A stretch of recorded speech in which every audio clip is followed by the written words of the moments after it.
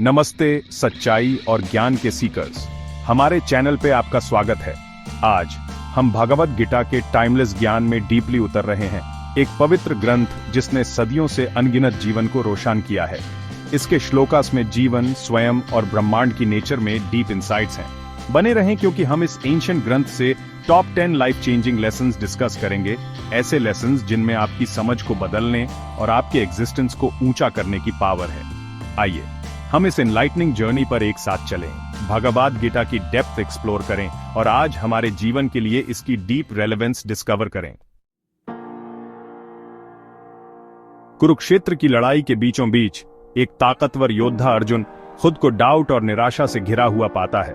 अपने ही परिवार वालों को अपने खिलाफ लड़ते देख उसका दिल दुख से भर जाता है। वो अपने जीवन के मकसद, अपने कर्तव्य के मतलब और जीत की कीमत पर ही सवाल उठाने लगता है। यहीं इस युद्ध के केओस में कृष्ण, जो उनके सारथी और दिव्य गुरु हैं, भागवत गीता का टाइमलेस ज्ञान देते हैं। वो धर्म के बारे में बताते हैं, वो पवित्र कर्तव्य जो हमारे अस्तित्व की नींव है। वो अर्जुन को याद दिलाते हैं कि हम सबका जीवन की बड़ी कहानी में एक यूनिक रोल है, एक मकसद है जिसे पूरा करना है। लेकिन कृष्ण इस बात पर जोर देते हैं कि ये कर्तव्य इनाम की चिंता या हार के डर से नहीं करना चाहिए, क्योंकि जब हम अपने कामों के फल से अटैच्ड हो जाते हैं तो हमारी नजर धुंधली हो जाती है, हमारे काम अपनी पावर खो देते हैं और हमारा दिल इच्छाओं की जंजीरों में बंध जाता है। इसकी बजाय कृष्ण हमें डिटैचमेंट के साथ अपने काम पर पूरा ध्यान लगाकर काम करने को कहते हैं। वो हमें एक हायर पर्पस का जरिया बनने के लिए कहते हैं, बिना किसी फायदे या तारीफ की चाहत के अपने आप को पूरी तरह से अपने धर्म को समर्पित करने के लिए कहते हैं। वो कहते हैं कि यही असली लिबरेशन का रास्ता है, ईगो की सीमाओं से बाहर निकलने और निस्वार्थ कर्म में अनलिमिटेड खुशी पाने का तरीका। क्योंकि जब हम बिना किसी अटैचमेंट के अपने कर्तव्य को निभाते हैं तो हम ब्रह्मांड के साथ एक हो जाते हैं और हमारे कामों में एक ऐसी पावर आ जाती है जो हमारे खुद के लिमिट से परे होती है।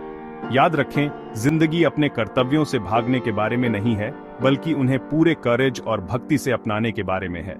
अपने धर्म को निस्वार्थ भाव से पूरा करने में ही हम अपनी असली पोटेंशियल को पहचानते हैं और ईश्वर की इच्छा के साथ जिंदगी की गहरी कहुशी का अनुभव करते हैं।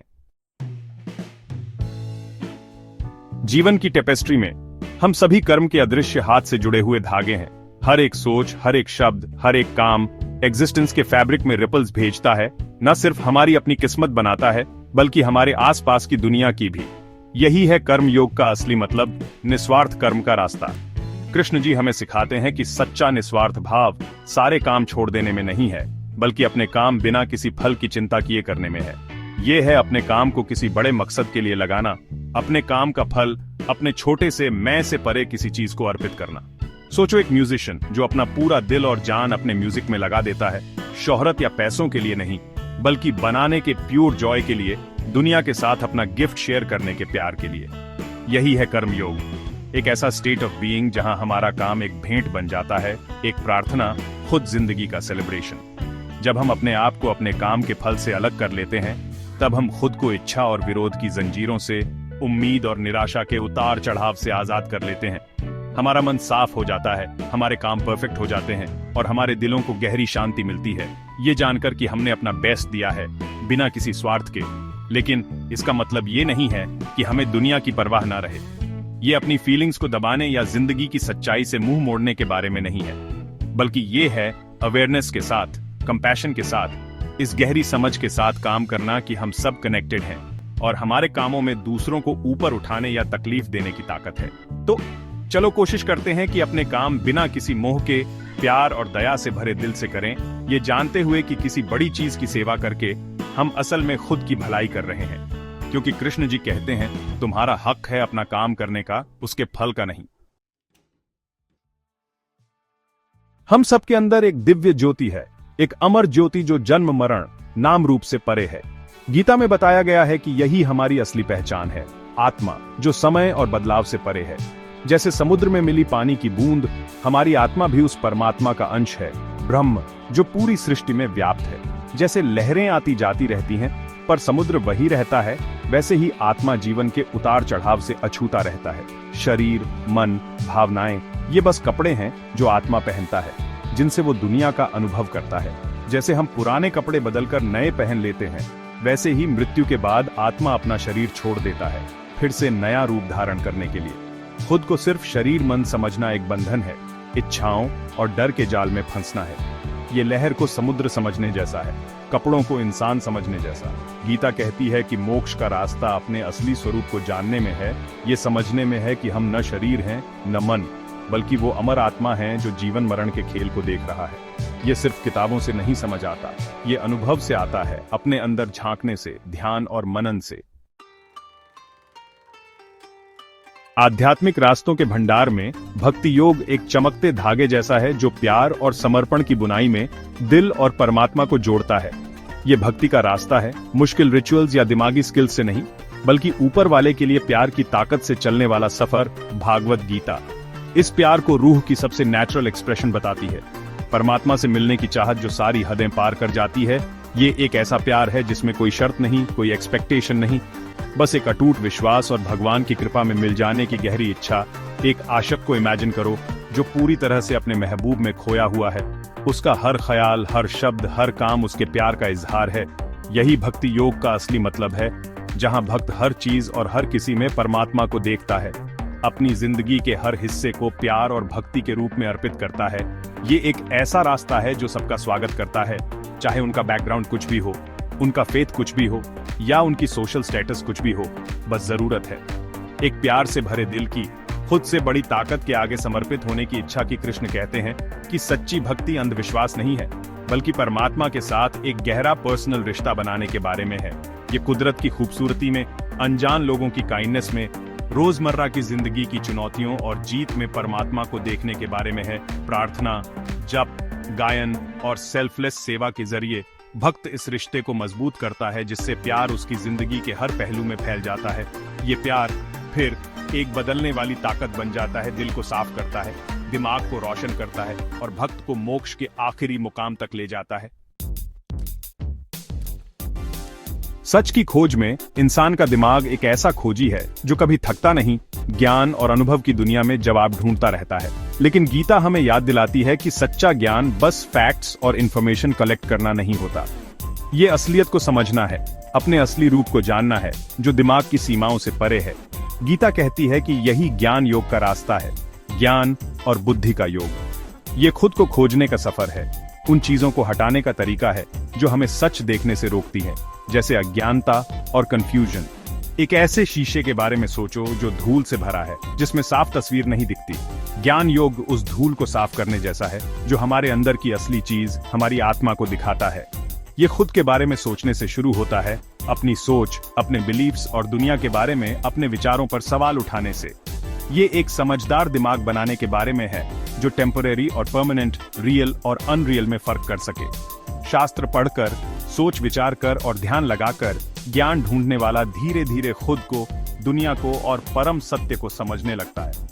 ये ज्ञान सिर्फ किताबों का नहीं होता, ये बदलने वाला होता है, जो हमारे नजरिए को बदल देता है और हमें अंदर से शांति देता है। गीता कहती है कि असली ज्ञान इंफॉर्मेशन कलेक्ट करने से नहीं, बल्कि भगवान के साथ अपने जुड़ाव को महसूस करने से मिलता है। ये समझने के बारे में है कि जो चेतना पूरी दुनिया में है, वो हम सबके अंदर भी है। मानव मन, विचारों, भावनाओं और इच्छाओं का एक अनंत मैदान हमारा सबसे बड़ा दोस्त या सबसे बड़ा दुश्मन बन सकता है। भागवत गीता इस आंतरिक युद्ध भूमि का एक क्लियर पिक्चर देती है, जहां इंद्रियां हमें बाहर की ओर खींचती रहती हैं, भौतिक दुनिया के टेम्परेरी सुखों में खुशी ढूंढने की कोशिश करती है। बिन बंधे घोड़ों की तरह अगर इंद्रियों को कंट्रोल नहीं किया गया, तो वो हमें गलत रास्ते ले जा सकती हैं, हमें इच्छाओं, मोह और एंडलेस खोजों के जाल में फंसा सकती हैं, और फिर मन बेचैन, परेशान और सच्ची शांति या संतोष पाने में असमर्थ हो जाता है। लेकिन कृष्ण इस आंतरिक उथल पुथल से बाहर निकलने का रास्ता बताते हैं। वो दबाने से नहीं, बल्कि समझ, अनुशासन और सही मार्गदर्शन से मन और इंद्रियों को कंट्रोल करने के महत्व पर जोर देते हैं। एक सारथी के बारे में सोचो जो अच्छी तरह लगाम कंट्रोल करता है, घोड़ों को मजबूती से लेकिन प्यार से सही राह दिखाता है। गीता इसी कंट्रोल की बात करती है, जहां बुद्धि सारथी बन जाती है, इंद्रियों को उन चीजों की ओर ले जाती है जो अच्छी और हेल्पफुल होती है। ये कंट्रोल आसानी से नहीं मिलता, इसके लिए लगातार कोशिश, खुद को समझना और अपने मन और इंद्रियों के काम करने के तरीके को डीपली समझना जरूरी है। ध्यान, क्लीन कॉन्शियंस और खुद के बारे में सोचने जैसे अभ्यासों से हम स्लोली अपनी इनर वर्ल्ड पर कंट्रोल पा सकते हैं, इच्छाओं के तूफान को शांत कर सकते हैं और इनर पीस की स्थिति बना सकते हैं। गीता हमें याद दिलाती है कि सच्ची खुशी और संतोष बाहर की चीजों में नहीं, बल्कि अपनी इनर वर्ल्ड को कंट्रोल करने में मिलता है।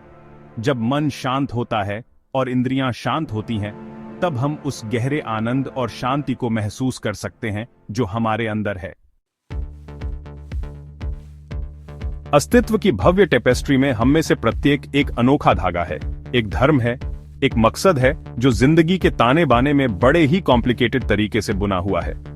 भागवत गीता इस धर्म को हमारे अंदर के स्वभाव, हमारी असली कॉलिंग, उस रास्ते की तरह बताती है जो हमें हमारी पूरी क्षमता से जोड़ता है और हमें आखिरी पूर्णता की तरफ ले जाता है। एक बीज के बारे में सोचो जिसे सही मिट्टी में बोया जाता है और ध्यान से पाला जाता है, एक शानदार पेड़ बन जाता है, अलग अलग फल देता है। हमारा धर्म उस बीज जैसा है जिसके अंदर हम सबसे अच्छे कैसे बन सकते हैं। दुनिया में हमारा यूनिक कंट्रीब्यूशन का नक्शा है। अपने धर्म को ढूंढना किसी पर्टिकुलर जॉब या प्रोफेशन को ढूंढने के बारे में नहीं है। ये हमारे अंदर के गुणों, हमारे पैशंस, हमारे वैल्यूज को समझने और हमारे कामों को हमारे अंदर के सच के साथ मिलाने के बारे में है। ये ऐसी जिंदगी जीने के बारे में है जो हमारी आत्मा के मकसद से मैच करती है, एक ऐसी जिंदगी जो हमारे असली रूप को दिखाती है। गीता हमें याद दिलाती है कि अपने धर्म पर चलना हमेशा आसान नहीं होता।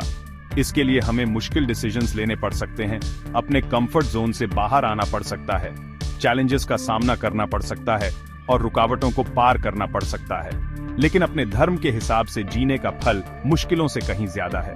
जब हम अपना धर्म निभाते हैं तो हमें पर्पस का गहरा एहसास होता है, सही समय पर सही जगह होने का एहसास। वो कर रहे हैं जो हमें करना था। हमारे काम आसानी और ग्रेस के साथ होते हैं और हम अपने और दूसरों के लिए खुशी और इंस्पिरेशन का सोर्स बन जाते हैं। हमारे आसपास की दुनिया एक कमाल का आकर्षण है, बनने और बिगड़ने का लगातार नाच है, रूपों, रंगों और एहसासों का एक मैजिक खेल है। लेकिन भागवत गीता हमें याद दिलाती है कि यह दुनिया अपनी सारी खूबसूरती और चमक दमक के साथ आखिर में टिकने वाली नहीं है, हमेशा बदलती रहती है। जैसे समुद्र में लहरें उठती और गिरती रहती हैं। एक बुलबुले के बारे में सोचो जो रेनबो कलर से चमक रहा है, अपनी सुंदरता से आंखों को अपनी ओर खींच रहा है। यह कुछ पल के लिए हवा में नाचता है और फिर बिना कोई निशान छोड़े गायब हो जाता है, जैसे वह कभी था ही नहीं। गीता कहती है कि यह दुनिया भी ऐसी ही है। हमारा शरीर, हमारी चीजें, हमारे रिश्ते सब समय के साथ बदलते रहते हैं। जन्म, बढ़ना, बूढ़ा होना और मरना, यही जीवन का चक्र है। इन चीजों को हमेशा के लिए अपना समझना दुख को बुलावा देना है, क्योंकि जो चीज बनती है वो एक दिन बिगड़ती जरूर है। लेकिन ये बात हमें डराने या निराश करने के लिए नहीं है, बल्कि हमें एक बड़ी सच्चाई समझाने के लिए है। इस बात को समझकर कि यह दुनिया हमेशा के लिए नहीं है, हम चीजों से अपना लगाव कम कर सकते हैं, खुद को चाहने और न चाहने के चक्र से आजाद कर सकते हैं जो हमें दुख में फंसाए रखता है। गीता हमें कहती है कि हम अपना ध्यान बदलती चीजों से हटाकर हमेशा रहने वाली चीजों पर लगाएं, दिखने वाली दुनिया से उस सच्चाई की ओर जो हर जगह है, जो हर चीज के पीछे है। यह हमें बाहरी चीजों में नहीं, बल्कि अपने असली रूप, अपनी आत्मा, अपने अंदर की शक्ति को जानने में खुशी ढूंढने के लिए कहती है, जो जन्म और मृत्यु से परे है।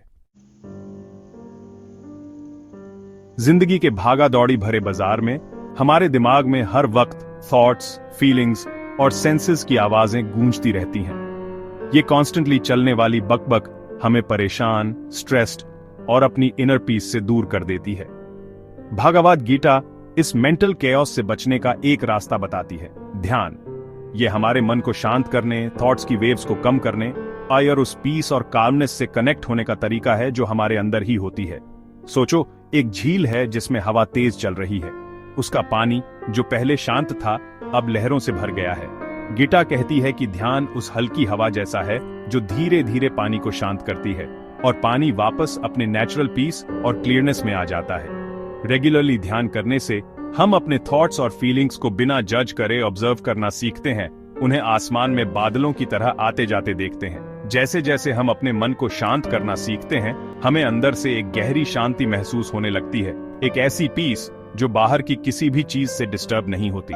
ये इनर पीस खालीपन नहीं है, ये अवेयरनेस, क्लैरिटी और प्रेजेंट मोमेंट के साथ डीप कनेक्शन है। इस पीस से हम अपनी इनर विजडम, इंट्यूशन और क्रिएटिविटी तक पहुंच सकते हैं।